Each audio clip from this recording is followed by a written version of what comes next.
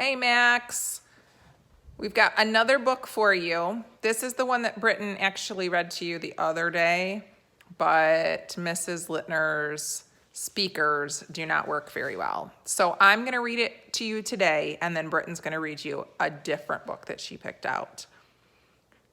This one's called I Need My Monster. I Need My Monster, written by Amanda Noll and illustrated by Howard McWilliam. Okay, he's looking under his bed. Whoa, I did not know there were that many kinds of monsters. Those are pretty cool. Oh, look, he's even drawing what kind he would like.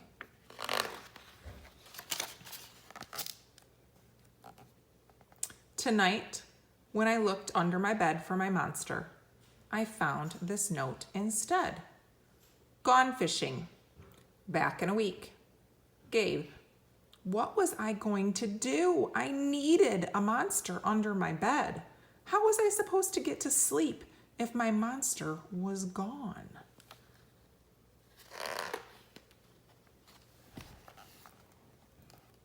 I tried to sleep, but it wasn't the same without Gabe. I missed his ragged breathing, his nose whistling, the scrabbling of his uncut claws. How would I ever get to sleep without Gabe's familiar, scary noises and his spooky green ooze? It was no use. Gabe would be gone for a week, and I just had to have a monster. I climbed quietly out of bed so my parents wouldn't hear me. Grown-ups have some strange ideas about monsters under beds. I knocked on the floorboards, then scrambled back under my covers. I waited nervously. Would a new monster appear? What would he be like? Would his snorting be as cheerful as Gabe's?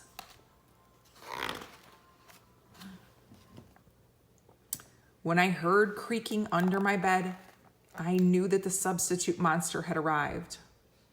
Good evening, said a low, breathy voice. My name is Herbert, and I will be your monster for the evening. Herbert? What kind of name is that for a monster? You don't sound scary at all. Have you ever scared a kid before? Well, no. But I have read all the best books on the topic. Do you have long teeth and scratchy claws? I asked. No, but I have an overbite and I'm a mouth breather. Listen.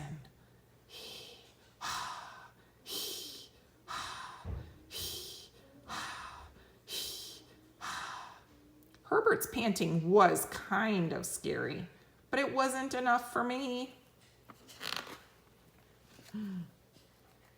Listen, Herbert, I'm sorry. I just don't think this is going to work. It's nothing personal, but I really need a monster with claws. Picky, Herbert explained. As you wish, I'll go. There was some more creaking, then Herbert was gone.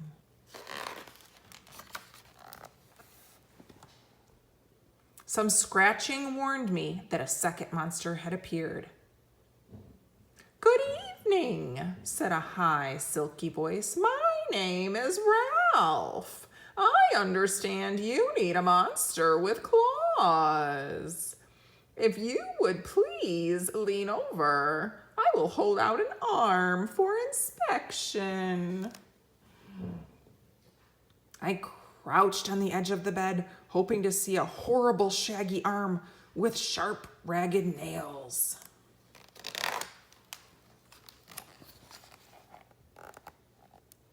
Instead, I was surprised to see a sleeky, brushed fur with smooth, shiny claws.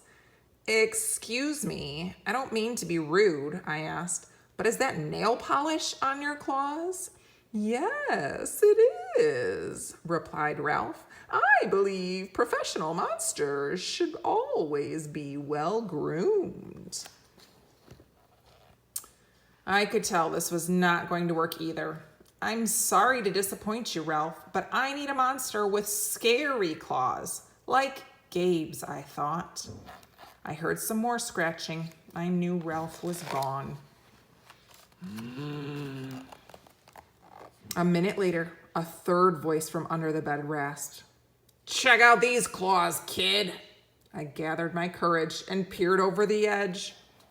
The claws were impressive, jagged and dark, and razor sharp. So far, so good. I was a little nervous. Could you stick out your tail? I whispered. Sure, but don't get scared.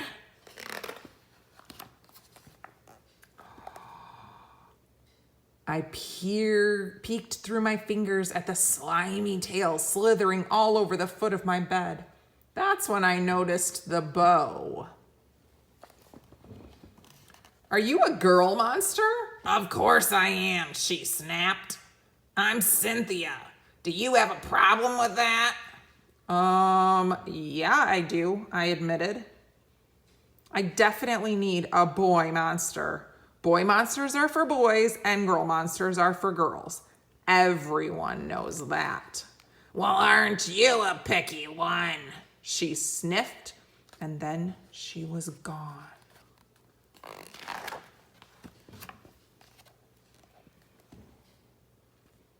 Was I being picky? No. I know that my monster needed to be well-clawed and menacing. The whole point of having a monster, after all, was to keep me in bed, imagining all of the scary stuff that could happen if I got out.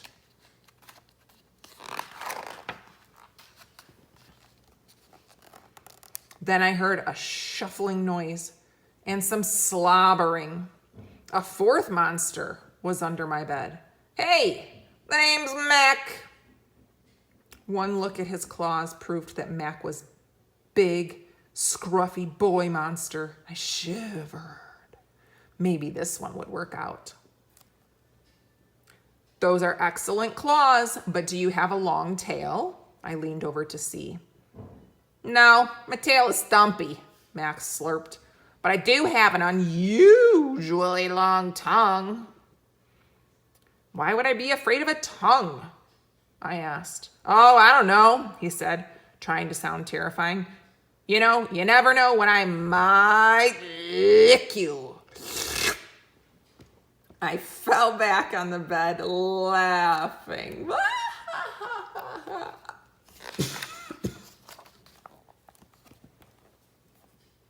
Well, if you're not even going to try to work with me, Mac whined. I held in my giggles. I really don't think you should send me away, he warned. Kids who reject 5 monsters in one night? I did not reject 5 monsters tonight, I interrupted. My regular monster went fishing. Fishing, eh? Well, maybe he just left because you're so picky. Fine, I'm out of here. But I wouldn't expect another monster tonight if I was you. How was I ever going to get to sleep without my monster?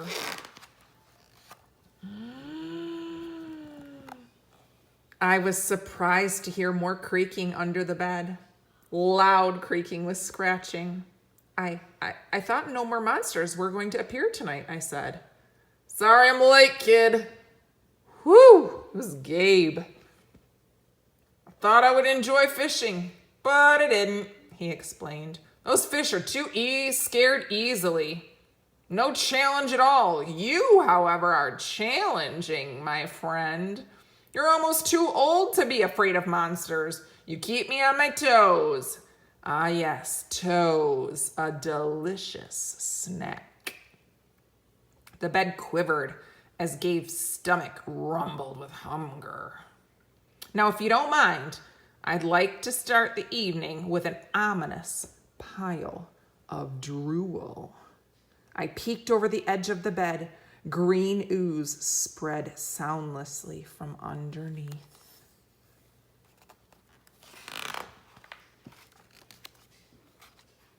Then the bed trembled as Gabe unfurled his spiky tail. He was daring me to guess where he might pop up. I shivered. Ooh.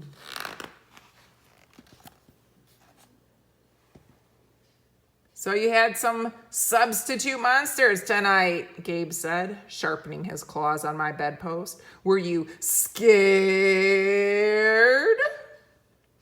Then Gabe started tapping. I could tell he wanted to know if I still needed him. No other monster can scare me like you, I giggled, diving under my covers and pulling them up tight. Through the blanket, I heard Gabe's soft, comforting snorts. Ha! I knew it! We're made for each other, he growled.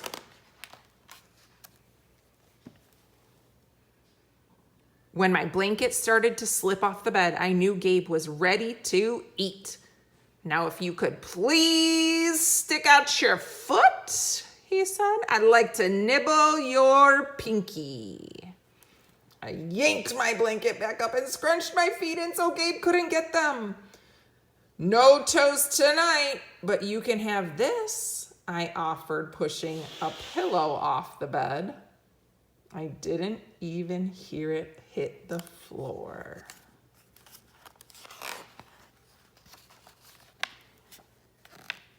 Gabe was back. The ooze was perfect. Everything was back to normal. I shivered again. Whew. I'd be asleep in no time. Look at all those monsters again. Good night. Sleep tight, buddy.